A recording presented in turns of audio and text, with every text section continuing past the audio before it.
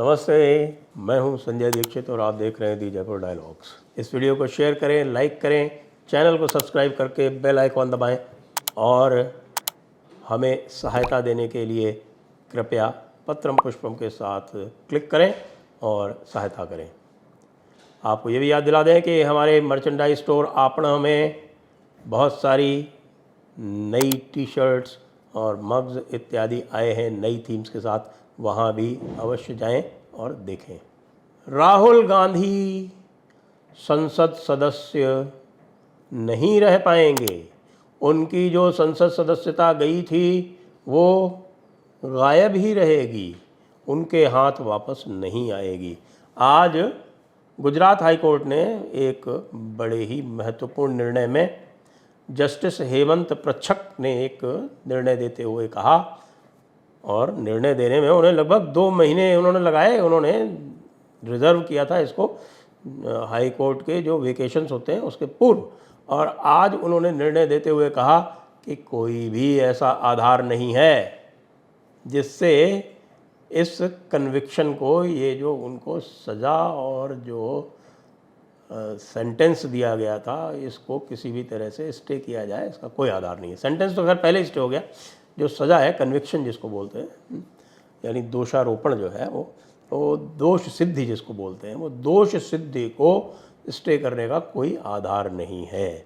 और उन्होंने जो महत्वपूर्ण बातें कही वो एक प्रकार से ये दिखाती हैं कि कांग्रेस पार्टी और हमारे राहुल बाबा जो हैं उनकी सोच जो है वो कैसी अजीबोगरीब है। क्योंकि जस्टिस हेमंत प्रच्छक ने ये कहा कि जिस आधार पर यह इस दोष सिद्धि यानी कन्विक्शन को रुकवाने के लिए कह रहे हैं उसका कोई आधार ही नहीं है। क्यों? क्योंकि लगातार वो ये कह रहे हैं कि साहब कि मैंने तो कुछ किया ही नहीं, और जो मैंने कहा वो बिल्कुल एक सामान्य सी बात थी।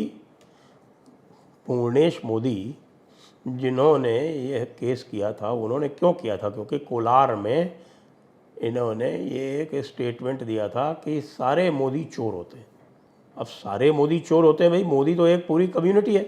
गुजरात में मोदी एक बड़ी कम्युनिटी है, और मोदी अधिकतर जो गुजरात वाले हैं वो ओबीसी में आते हैं। यहाँ के बिहार वाले जो सुशील मोदी हैं वो भी ओबीसी में आते हैं। हालांकि मोदी कम्युनिटी जो है वो एक बड़ी वैश्य कम्युनिटी भी है, जो आपके राजस्थान और हरियाणा के कुछ भागों में और गुजरात के भी कुछ भागों में है, वो बड़े वैश्य कम्युनिटी भी है। उनमें से किसी ने कुछ नहीं कहा, लेकिन जो ओबीसी कम्युनिटी वाले थे उन्होंने इनके ऊपर मुकदमा किया मानहानि का। मानहानि के मुकदमे में कई बार कोर्ट ने इनसे कहा कि आप माफ़ी मांग लीजिए। इन्होंने माफ़ी मांगने से इनकार कर दिया। अब बात यह है कि भाई आपने माफ़ी मांगने से इनकार क्यों किया? क्योंकि ऐसी बात तो है नहीं कि आप माफ़ी नहीं मांगते हो। आपने सुप्रीम कोर्ट से भी माफ़ी मांगी थी। जब आपने सुप्रीम कोर्ट ने जब रफ़ाल मामले में क्लीन चिट दे दी थी सरकार को, तो उसमें भी आपने कुछ उल्टा पुल्टा बोला था, तो उसमें जाके आपने सुप्रीम कोर्ट में माफ़ी मांग ली थी।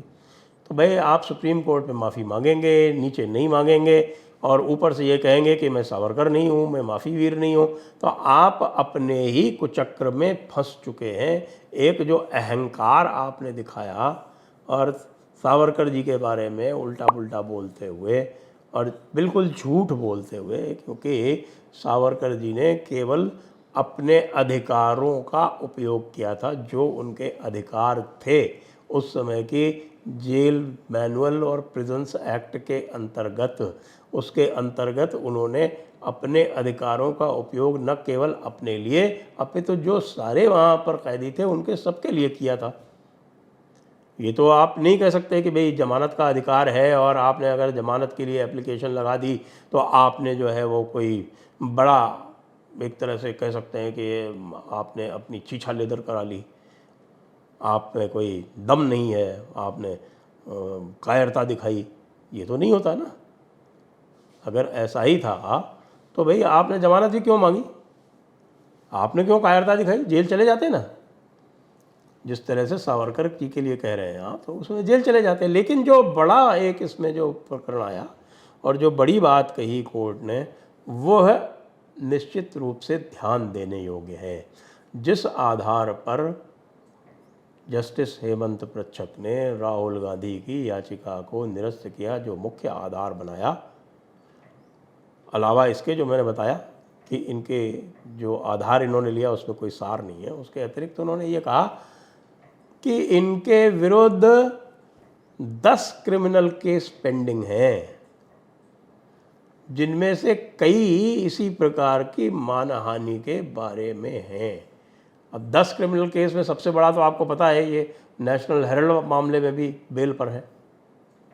उसके अतिरिक्त इन्होंने आरएसएस के विरुद्ध भी कुछ कह रखा है, उसमें भी ये केस चल रहा है, उसमें भी ये बेल पे हैं। और अभी सावरकर की मानहानि करने पर जो उनके जो पोते हैं रंजीत सावरकर, उन्होंने भी इनके विरुद्ध केस कर रखा है। तो 10 क्रिमिनल केस इनके विरुद्ध इस समय पूरे देश में चल रहे हैं, जिसमें कई में तो ये जमानत पर हैं। तो आप समझ रहे हैं इसका आशय क्या हुआ? नहीं समझे? जज साहब ने बिना कहे ये कह दिया कि भाई तुम तो आदतन अपराधी हो, Rahul Gandhi, you are a habitual offender. और राहुल गांधी हैबिचुअल ऑफेंडर हैं, रोज़ इस तरह के काम करते हैं, कुछ ना कुछ बोलते हैं, किसी का अपमान करते हैं, कहीं झूठ बोलते हैं। सबसे बड़ा अपमान तो इन्होंने किया था जब पूरे अपने 2019 के अभियान में ये चौकीदार चोर है बोलते रहे, मोदी जी को चोर बोलते रहे। अब मोदी जी ने तो इनके ऊपर कार्रवाई की नहीं, अगर वो करते तो निश्चित रूप से ये उसमें भी जेल में जाते। लेकिन उन्होंने तो देखा कि उनको इसका राजनीतिक लाभ मिल रहा है, तो आप जानते हैं मोदी जी तो बहुत ही तेज़ हैं इस मामले में। कहाँ उनको राजनीतिक लाभ मिल रहा है? यदि कोई गाली दे रहा है उसका राजनीतिक लाभ मिल रहा है तो उसको गाली देने देते। तो उस गाली का तो राजनीतिक लाभ लिया, उस गाली के कारण, उस चौकीदार चोर है के कारण तो पूरी तरह से बर्बाद हो गई कांग्रेस। और अब ये कह रहे हैं कि साहब हमने तो कुछ किया ही नहीं। तो ये बता दिया कि भाई तुम आदतन अपराधी हो, हैबिचुअल ऑफेंडर हो, इसलिए तुमको किसी भी तरह की कोई रियायत नहीं दी जा सकती।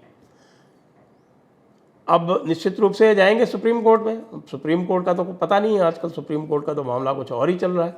वो तो तीस्ता सीतलवाड़ को भी 2-2 हियरिंग करके और रात में और छुट्टी के दिन बेल दे देता है, और उसके बाद फिर उसको आगे भी बढ़ा देता है। रेगुलर बेल होगी उसमें भी निश्चित ही है, सबको पता है क्या होगा उसके अंतर्गत। तो सुप्रीम कोर्ट इसमें क्या करेगा, लेकिन सुप्रीम कोर्ट के सामने एक समस्या अवश्य आएगी, क्योंकि 3 कोर्ट, जी हाँ, पहले तो मजिस्ट्रेट कोर्ट, उसके बाद सेशंस कोर्ट और उसके बाद हाई कोर्ट, ये 3 के तीनों इससे इनकार कर चुके हैं। और सुप्रीम कोर्ट के पूर्व के निर्णय भी हैं जिसमें उन्होंने सज़ाओं को स्थगित करने से इनकार किया है। तो अब ये देखने वाली बात होगी कि सुप्रीम कोर्ट किस तरह से इस सज़ा को स्थगित करने के ऊपर विचार करके कुछ इनको राहत दे सकता है। मुझे तो लग रहा है कि वहाँ भी इनके लिए मामला थोड़ा सा दुष्कर होगा। क्यों? क्योंकि रिकॉर्ड पे ले लिया भाई हाई कोर्ट ने कि 10 क्रिमिनल केस पेंडिंग है भाई के सामने। ऐसे में तो कई बार जमानत भी नहीं मिलती है। अब आते हैं इसकी राजनीतिक जो इसका परिणाम होने वाला है, जो इसके पॉलिटिकल इम्प्लीकेशंस हैं, उनके बारे में बात करते हैं। देखिए, सबको पता है कि जो भी पटना में हुआ उसके बाद से बहुत कुछ उल्टा पुल्टा हो चुका है। महाराष्ट्र में एमवीए टूट चुकी है पूरी तरह से। पहले आधी तो पहले ही टूट गई थी जब एकनाथ शिंदे भाग गए थे, और अब जो रही सही थी वो अब जब अजीत पवार भाग गए तो वहाँ तो वो हाल हो ही गया। और नीतीश कुमार जो हैं वो इस समय पूरी तरह से शीर्षासन किए पड़े हुए कि भाई हमको वापस ले लो। इसीलिए इन्होंने पहले जो शिमला में मीटिंग करने वाले थे जुलाई में, उसको शिफ्ट करके बेंगलोर में किया था कि भाई देखिए, एक बार राहुल गांधी जो है वो किसी दूसरे विपक्षी दल के आयोजित किए हुए कार्यक्रम में चले गए, लेकिन चूंकि हम सबसे बड़ी पार्टी हैं, हमारी सबसे बड़ी मूंछ है, तो भाई अगली जो बैठक है वो कांग्रेस शासित राज्य में होगी, बेंगलोर में होनी थी 13-14 जुलाई को, उसको इन्हें स्थगित करना पड़ा है, उसको इन्हें पोस्टपोन करना पड़ा है, क्योंकि भाई जिसको दूल्हा बना रहे थे लालू जी, जिसके बाराती बन के जाने वाले थे, वो तो दूल्हा जो है उसको तो कहा, उसका तो सेहरा ही उतार लिया कोर्ट ने, कहा कि तुम तो दूल्हा बन ही नहीं सकते, तुम्हारे दूल्हा बनने पर कोर्ट की रोक है, न्यायालय की रोक लगा दी भाई कि तू दूल्हा नहीं बन सकता। तो अब जब राहुल गांधी दूल्हा नहीं बन सकते, तो अब आगे बताओ आप क्या होगा। मान लो, सोचो आप कि सुप्रीम कोर्ट भी इस रोक को बरकरार रखता है, जिसके मुझे चांसेस जो है 70-30 लग रहे हैं। तो सुप्रीम कोर्ट भी यदि इस रोक को बरकरार रखता है, निरंतर रखता है, तो क्या होगा? क्योंकि वो जो ट्रायल जो हुआ, जिसमें कन्विक्शन हुआ, उसकी जो अपील है, तो वो तो अपील तो लंबी चलेगी। अभी तो स्टे के ऊपर सुनवाई हुई है, तो वो जो अपील जो है वो 2024 के चुनाव से पहले तो निर्णित होने वाली है नहीं, और यदि निर्णित होगी भी तो भाई बिना माफ़ी मांगे तो निर्णित होगी नहीं। बिना माफ़ी मांगे तो जो तुम्हारे जो पूरा का पूरा जो जिसको व्यवहार है, जिसको बोलते हैं, तो तुम्हारा पृष्ठभूमि है क्रिमिनल केसेस की, वो तो आड़े आएगी। तो भाई या तो माफ़ी मांग लो और अपने आप को बचा लो कि किसी तरह से तुम्हारा राजनीतिक करियर जो है वो बचा रहे, और यदि माफ़ी नहीं मांगनी है तो भाई 2024 को तो भूल ही जाओ, क्योंकि 2024 में तो फिर भैया तुम डिस्क्वालीफाइड ही रहोगे, और जो नई पार्लियामेंट बनी है उसमें तुम्हारे आगमन का कोई भी रास्ता दिख नहीं रहा है। राहुल गांधी जी, राहुल गांधी के लिए जो समस्या है वो कांग्रेस के लिए उससे भी बड़ी समस्या है, क्योंकि कई लोग जिनसे मैं बात करता हूँ, पुराने लोग हैं जो कांग्रेस वाले, वो यही कहते हैं कि भाई राहुल गांधी जो हैं कांग्रेस के लिए एक बड़ी समस्या है। वैसे आज प्रियंका दीदी ने तो बड़ी सारी कविता लिख के ये कहा कि साहब की ये, और उसकी जो पूरी की पूरी जिम्मेदारी जो है वो डाली बीजेपी के ऊपर। अरे भाई, हाई कोर्ट में निर्णय दिया तो उसमें बीजेपी क्या करेगी कि ये निरंकुश सत्ता। अरे भाई, ये निरंकुश सत्ता और प्रजातंत्र के लिए बुरा दिन, प्रजातंत्र के लिए बुरा दिन न्यायालय के निर्णयों से नहीं होता है। यदि न्यायालय निर्णय दे रहे हों और बहुत शक्तिशाली लोगों को सज़ा सुना रहे हों, उनको दोषारोपित कर रहे हों, उनकी दोष सिद्धि कर रहे हों, तो इससे प्रजातंत्र दुर्बल नहीं सबल होता है। यह जान लें प्रियंका जी भी। और भाई राहुल जी तो पहुंच जाइए सुप्रीम कोर्ट में, आजकल तो वो तैयार रहता है, वैसे भी रात में भी खोल देता है अपने दरवाजे, कोई बात नहीं, अभी है आपके पास समय, जाइए, देखते हैं सुप्रीम कोर्ट में क्या होता है। जय हिंद, वंदे मातरम।